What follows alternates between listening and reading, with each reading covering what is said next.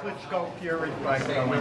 I see it now being a great fight. Klitschko, you don't usually see him fighting the taller guys. When you fight a guy that's taller than you, it's almost like orthodox in the southpaw. It's going to be an awkward feeling in there.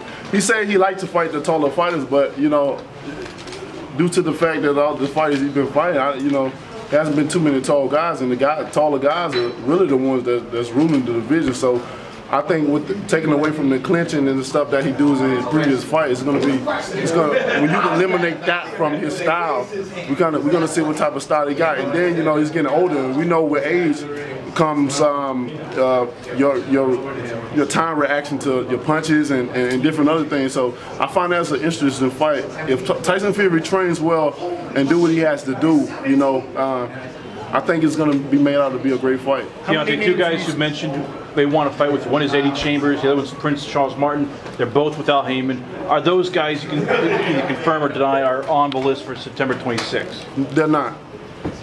How many names are still on that list that you're sifting through? We almost got a name down. We're narrowing down.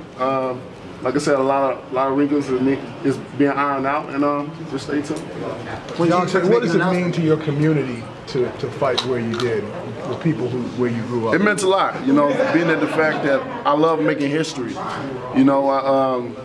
Being that was the first title fight in history in any weight division to be there, and I'll be the first to do it. There have been in a state of Alabama where it was based off of football, and I just came and rearranged it, just changed history just like that, man. It was an amazing feeling, and I'm looking to do more damage to it. But what about the people, from your background where you grew up, the people who were able to come see a big event? They enjoyed it. They enjoyed it, man. It was a dream to come to, not only for me, but for a lot of people, because we have a lot of fans there in the state of Alabama. I had a lot of people that went to this instead of sharing tears, because they always wanted to see boxing. They always wanted to see a heavyweight title fight, and now they got the opportunity to see it right there in their backyard. How popular is your daughter in class?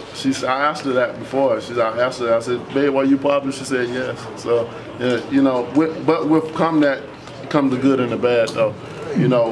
With her, she still, with her disability, she still get to the point where whether it's a child or adult, get taunted or whatever and stuff like that. Being that she is, I don't like to put her in the spotlight like that, because people are gonna be people.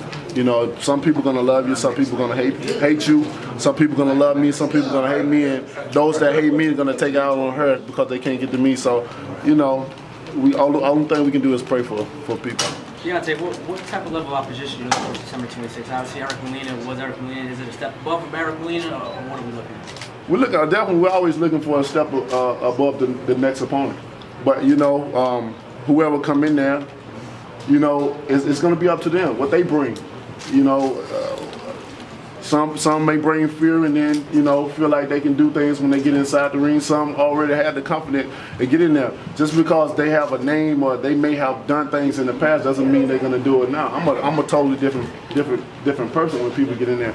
All this talk on the outside doesn't mean nothing. All this entertainment because of cameras doesn't mean nothing, because a lot of these guys will do something in front of the cameras, but the next note will go and DM you, man, I'm just doing it for the cameras. So it's all good and dandy for the entertainment part of it, but I don't think you can judge a man hard when it's time to fight for that title. When you look at records and stuff like that, I don't believe it. Did Chris Ariola's last performance take him out of the running? I didn't even see it, so I can't even respond on it. How about Tarver Cunningham? Could that produce a future opponent for you? What you think? Good. All these heavyweights in here.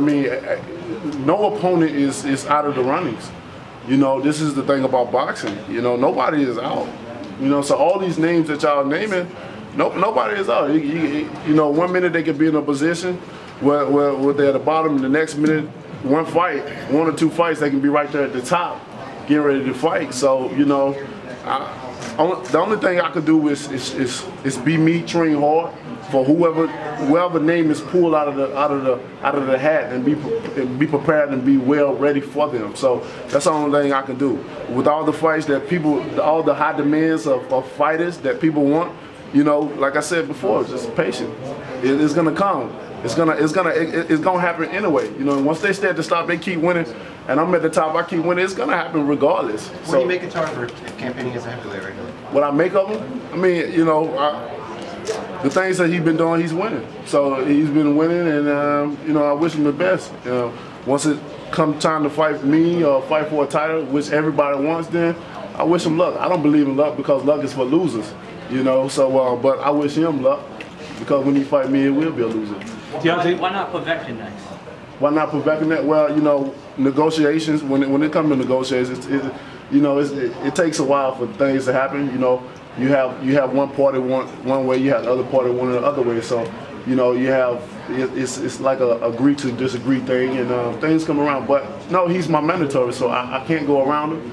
I can't hide. You know, nobody can. So that's why it's gonna happen. So everybody just stay tuned. It's gonna happen. Would you ever consider fighting Stavern? What's that? How is it to train under Mark Breland? It's you know, when I met Mark, we clicked at first sight, man. You know, it was like love at first sight. You know, once I got used to his soft voice, you know, it was a great relationship. You know, Mark is definitely intelligent and have a nice boxing IQ. So he was the right trainer for me. You know, some trainers is not a nice fit for fighters. That's why so many fighters, you know, switch up that trainer. But Mark was definitely a perfect fit for me. If Cunningham beats Tarver, I mean, obviously he has a daughter who had the heart transplant. As a father, you know, you guys have kind of similar circumstances there. Is there a certain amount of empathy in your part, you know, in that he's sort of like been in those shoes that you?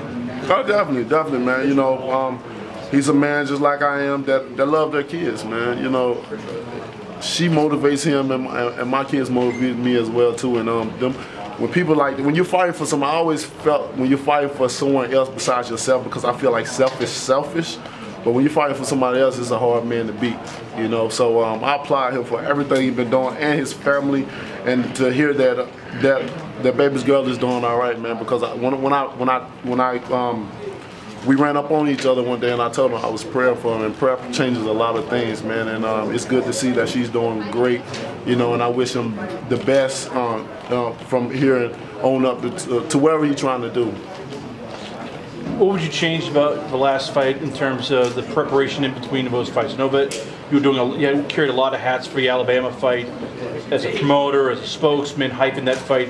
If you came back a second time, what would you do differently, the preparation? As far as fighting my opponent? Fighting your opponent, preparing for your opponent, getting out and be distracted by all to the... be honest, I mean, it was everything that's done. Everything that was done was prepared to be done, and everything I've done, I felt like I made the right decision what I did. You know, to be honest, when you're fighting at home, it's a different kind of beast. It's a different kind of atmosphere, because not only you fighting the opponent, but you fighting the crowd as well too. And the one thing where I was super calm and patient in that fight, because I didn't want to get aroused by the crowd screaming my name. I knew everybody was there was going to be for me. So in my younger days of my career, I was all for the crowd. You know, if they booed, I'm like, all right, let's go. They cheered, all right, let's go.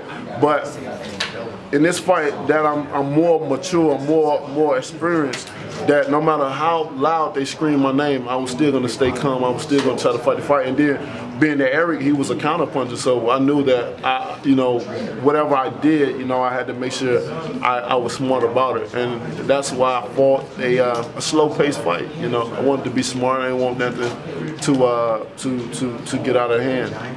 How's your hand holding up? I know you injured an injury in the Stavern fight. How's it holding up? It's doing pretty good. It's doing great. It definitely wasn't 100% in my last fight, but right now it's I can say it's 100% now. You know, due time and breakage of your hands, it takes time.